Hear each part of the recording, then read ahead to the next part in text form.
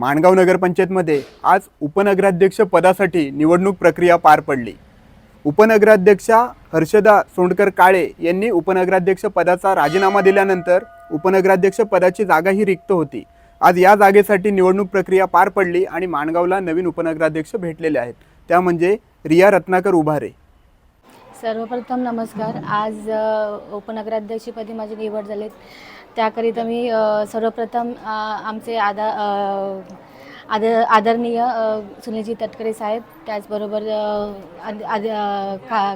आमदार आदित्य तटकरे, तसेच अनिकेतभाई तटकरे, त्याचप्रमाणे आमचे गटनेते आमचे माजी नगराध्यक्ष आनंद शेट यादव, त्याचप्रमाणे राजू शेट साबळे, या सगळ्यांचे मनपूर्वक धन्यवाद मानते की आज मला या पदावर बसण्याची त्यांनी संधी दिली आणि या संधीचं नक्कीच, या पदाचं मी नक्कीच सोनं करेल। दिलेली जबाबदारी चांगल्या प्रकारे मी पार पाडण्याचा प्रयत्न, जेवढे कालावधी मला मिळेल या कालावधीत मी याचा विकास करण्याचा मनापासून प्रयत्न करीन आणि काम करत आलोय साहेबांसाठी, आपल्या माणगावसाठी, आणि सदैव काम करत राहू।